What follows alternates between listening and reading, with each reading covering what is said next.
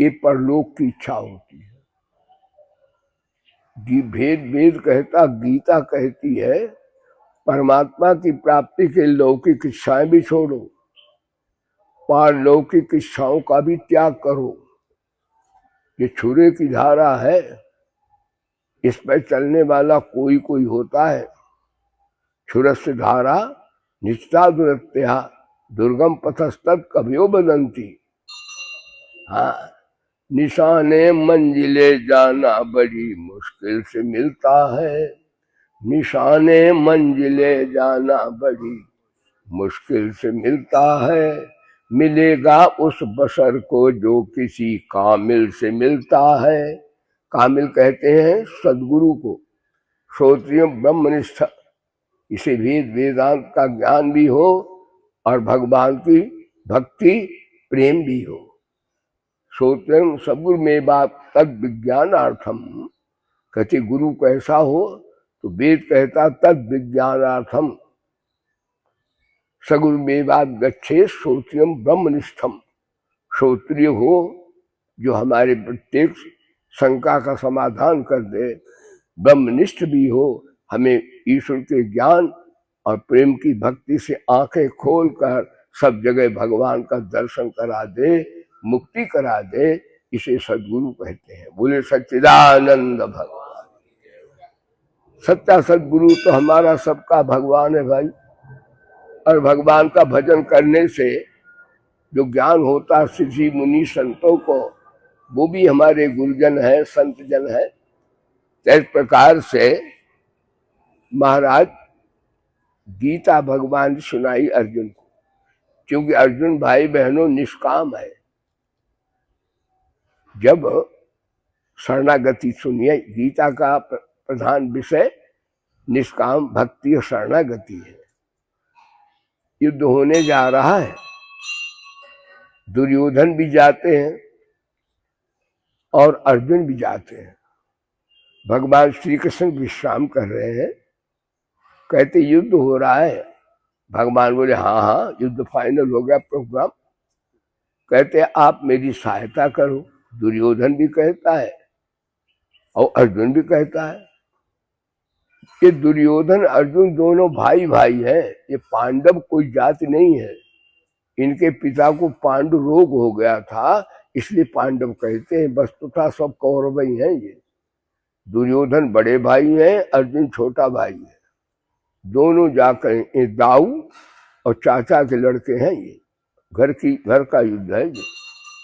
तो दोनों के भगवान दोनों के रिश्तेदार हैं। तो भगवान बोले भाई हम 50-50 करेंगे, एक तो मेरी सेना ले लो और एक मेरे को ले लो। लेकिन अर्जुन मांगेगा, क्योंकि अर्जुन चरणों में खड़ा है। विनयी पर भगवान की दृष्टि जाती है, अहंकारिक पर दृष्टि नहीं जाती। दुर्योधन सर पर बैठा कुर्सी डाल के, उसे राजापन का अहंकार भी है, बड़ा भाई भी है। अर्जुन चरणों में खड़ा है। दैन्य प्रेतवाद। भगवान किसको मिलते हैं? नानक नाने हुए रहो, नानक नाने हुए रहो। जैसे नानी दूब और घास जल जात है, दूब खूब की खूब। दूब नहीं जाती, उसे काट के फेंक दो, जोंगला बन जाएगा और जहां लगे उसमें अंकुर निकल आएगा, क्योंकि वो विनम्र होती है। तो जो विनम्र होता है उस पर भगवान की दृष्टि जाती है। अहंकारी पे भगवान देख नहीं पाते शीघ्र। तो दुर्योधन उस खोपड़ी सर पर बैठा था, अर्जुन चरणों में खड़ा। अब सौंप दिया सब भार तुम्हारे, है जीत तुम्हारे हाथों में और हार तुम्हारे हाथ। हे भगवान, मैंने अपना सब कुछ आपको सौंप दिया। लेकिन एक बात है, अब देखो निष्कामता संसार की है ना, निष्कामता भगवान की, सकामता संसार के। भाई बहन, सकाम भाव से आप भजन भी करोगे तो आप देवता हो जाओगे। सकाम कर्म करने से भी जन्म मृत्यु से नहीं छूटोगे। निष्काम कर्म करने से भगवत प्राप्ति होती है। बोलो सच्चिदानंद भगवान। ध्यान दीजिएगा कि वेद गीता का ज्ञान है। जहां तो अर्जुन भगवान बोले भाई एक मेरी नारायणी सेना ले लो, काल चक्र, रुद्र चक्र, विष्णु चक्र, ब्रह्मास्त्र, प्रक्षेपास्त्र, वैश्रवणास्त्र, बड़ी नारायणी सेना भगवान में क्या चीज नहीं है। लेकिन अर्जुन मांगेगा। अब देखो अर्जुन निष्काम है। अर्जुन कहता है सरकार हमें बहादुर नहीं चाहिए, हमें पैसा नहीं चाहिए, हमें प्रतिष्ठा नहीं चाहिए, हमें बल नहीं चाहिए, हमें आपकी शक्ति नहीं चाहिए, हमें शक्तिमान चाहिए। क्योंकि शक्ति का नाश होता पैसा भी चला जाता है, प्रतिष्ठा भी चली जाती है, मर जाओ क्या रह जाता है, कोठी कारें सब चली जाती हैं, राज्य चलो कि में है वो भी छूट जाता है। सिकंदर जब गया दुनिया से दोनों हाथ खाली थे, दुनिया जीत ली और मरते समय कपड़ा भी नहीं गया। इसलिए संसार का आश्रय करने वाला जरूर रोएगा और भगवान का आश्रय लेने वाला कभी रोएगा नहीं, मस्त रहेगा। मृत्यु भी आ गए तो भी हंसेगा कि मृत्यु भी ठाकुर है। तो महाराज यहाँ पर आता है अर्जुन का कोई बात नहीं, लेकिन भगवान कृष्ण बोले देखो एक बात तुम्हें बताएं, मैं बैठा रहूंगा, कोई मर जाए तो मैं प्रतिकार नहीं करूंगा, लेकिन अर्जुन छोटा है, अर्जुन मांगेगा पहले। अर्जुन होशियार होके मांगना, भीष्म द्रोण के बाणों से मरा तो मैं बचाऊंगा नहीं, मैं तटस्थ रहूंगा। अर्जुन बोला कोई बात नहीं, मर जाए कोई बात नहीं, लेकिन मेरा टेढ़ी टांग वाला ही बैठे मेरे रथ पर, मैं और नहीं चाहता हूं। भगवान बोले अब तू मारा जाएगा, भीष्म द्रोण कर्णाभ्याम, भीष्म द्रोण तेरे को मार डालेंगे और मैं तो बैठा रहूंगा। अर्जुन जानते हैं कि भगवान निर्धन को धनवान बना सकते हैं, भगवान मूर्ख को विद्वान बना सकते हैं, भगवान निर्गुणी को गुणवान बना सकते हैं। ध्यान दीजिए एक कार्य भगवान नहीं कर सकते, कौन सा? जिसने हरि की नाम की शरण ली हो और जिसने भगवान की शरण ली है उसे भगवान धोखा नहीं दे सकते। बोलो सच्चिदानंद भगवान। भगवान दिल के पक्के पैर के कच्चे, सर्वधर्मान परित्यज्य मामेकम। तो अर्जुन ने कहा ठाकुर मैं आपको चाहता, वो मार दे मर जाने दो, हम मर जाएंगे लेकिन अपने भगवान को नहीं छोड़ेंगे। कितना निष्काम है, मरने को तैयार है, लेकिन बहादुर नहीं चाहिए, धन नहीं चाहिए, कीर्ति नहीं चाहिए, मुक्ति भी नहीं चाहिए, हमें ओनली भगवान चाहिए। ये शरणागति है। अर्जुन ने भगवान की शरण ले ली और दुर्योधन बोला अच्छा हुआ इसकी बुद्धि भ्रष्ट हो गई, इस नाचने गाने वाले को हमें वहां डांस करवाना है क्या?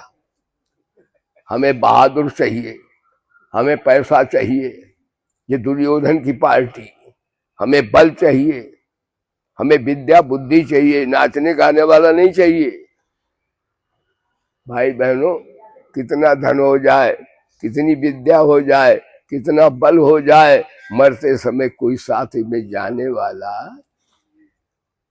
और मरते समय कन्हैया छोड़ने वाला नहीं है। वो तो हमारी आत्मा ही वो छोड़ेगा, कहाँ जाएगा। इसलिए बुद्धिमान अर्जुन है, उसने कहा ठीक है लक्ष्मी को क्या मांगो, लक्ष्मी के पति को ना मांग लो, माता क्षमाती अपने आप आ जाएगी। बोलो सच्चिदानंद भगवान।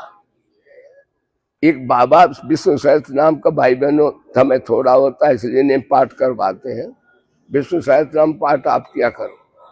एक महात्मा विष्णु सहस्त्र नाम का पाठ करते थे, जंगल में बैठे थे, ऐसे नहीं घर के गुरुग्राम में, यहाँ तो माई बहन खूब खिलाते, हमको बड़ा बड़ा बढ़िया बढ़िया खिला रहे हैं। ध्यान दो, वहां जंगल में पाठ करते थे एकांत में। किसी ने कहा बाबा तुम्हें यहाँ कौन खिलाएगा, यहाँ कोई भाई बहन तो है नहीं, भिक्षा तो तब मिलेगी जब वो होना। महात्मा जरा विनोदी स्वभाव के थे, वो विनोदी भाषा में बोले कि मैं विष्णु सहस्रनाम पढ़ता हूं, तो मैं भगवान का नाम जपता हूं। ध्यान दीजिएगा, तो मैं लक्ष्मी जी के खसम का नाम जपता हूं, यहाँ छमछमाती अपने आप आ जाएगी। बोलो सच्चिदानंद भगवान। लक्ष्मी जी बोली ये कैसा बाबा है, ऐसे बोला जाता है माता को। श्रीमन नारायण नारायण भजमन नारायण नारायण श्रीमन नारायण नारायण भजमन नारायण। तो आज का प्रवचन सकामता भाई बहनों, संसार की अच्छे काम करो तो स्वर्ग के भोग हमें सबको मिलेंगे, भगवान देते हैं। तेरे दरबार आली की निराली शान ये देखी, सखावत खुद तेरी गलियों में चक्कर काटते, झोलियां भर देते जो हम मांगते हैं। भगवान बोले तुमने भजन किया, तुम अपना मेहनताना ले लो, देवता बन जाओ, खूब भोग भोगो, लेकिन उल्टा लटकना फिर भी पड़ेगा। ते तुम भुक्ता स्वर्गलोकम विशालम। गीता भाई बहनों नर से नारायण बनाती है। बोले गीता माता की हरि ज्ञान चर्चा सुनाती है, गीता हरि ज्ञान चर्चा सुनाती है। और द्वैत द्वैत बुद्धि भगाती है, गीता द्वैत बुद्धि भगाती है। और हरि से सभी को मिलाती है, गीता हरि से सभी को मिलाती है। बोले गीता माता की, बोले भारत माता की। ध्यान दीजिए, आज आपने भांति भांति प्रकार से भगवान परमानंद की प्राप्ति के लिए उपदेश करते हैं। कर्मयोग से भी वही बात करते हैं, कर्मयोग क्रिया प्रधान वालों के लिए है, और भावना श्रद्धा विश्वास वालों के लिए भक्ति योग है, योग की साधनाएं हैं। और विचार, हाँ, और विचार प्रधान वालों के लिए विवेक प्रधान मानक वेदांत का ज्ञान है। तीनों तरह की साधनाएं गीता में है। उपनिषद ज्ञानात्मक है, गीता वेदांत का साधनात्मक ग्रंथ है, और रामायण क्रियात्मक ग्रंथ है। उपनिषदों में आत्मा परमात्मा के स्वरूप का वर्णन है। गीता कहती वो आत्मा परमात्मा का दर्शन बोध कैसे होता है, और रामायण कहती है वो कैसे हमें साधना प्रैक्टिकल रूप से करना चाहिए। राम भद्र का बोलिए राधा रामचंद्र भगवान की। यद्यपि सभी वेद वेदांत के ग्रंथ हैं, तथापि इनमें साधना के तारतम्य से आपने श्रवण किया तो गीता साधनात्मक ग्रंथ है। यानी गीता जैसी साधनाएं विश्व की लाइब्रेरी में ऐसा कोई छोटा ग्रंथ नहीं है। वेद है लेकिन बड़े भारी है, वो समझ में नहीं आता। सारे वेद का सार गीता है। सर्वोपनिषदो गावो दुग्धा गोपाल नंदना, पार्थो बस्ता सुधीर भक्ता, दुग्धम गीता महत। तो भगवान अब यहाँ पर बोलते, कल आपने भाई बहनों पाठ किया था 10 का 10वां अध्याय में। देखो उपदेश दो तरह का होता है, एक तो होता है वाणी से। तो भगवान 10वें अध्याय में उपदेश किया है कि अर्जुन बोला कहाँ कहाँ मैं आपका चिंतन करूं, केश केश स्वभावेशु। तो भगवान बोले अपने अंदर आत्मा ही देख ले, और आत्मा तो मैं ही हूं। इसका अर्थ है भगवान ने परा अपरा प्रकृति 7वें अध्याय में कहा है। तो परा प्रकृति है अंतःकरण, मन बुद्धि चित्त अहंकार। ये अपरा प्रकृति, अंतःकरण माने आपका अंदर की इंद्रियां, तो अंदर की इंद्रिया को भगवान का अपरा प्रकृति और जीवात्मा को कहा परा प्रकृति। ध्यान दीजिए, तो ये दोनों जो प्रकृतियां हैं परा अपरा, ये परमात्मा से अभिन्न है। क्योंकि परमात्मा से उत्पन्न हुई है इसलिए अभिन्न है। लेकिन भगवान अपने को पुरुषोत्तम बताते हैं, यानी परा अपरा से भी पुरुषोत्तम। आइए भैया बैठ जाओ, बड़ा बढ़िया खरबूजा, आजकल खरबूजा खूब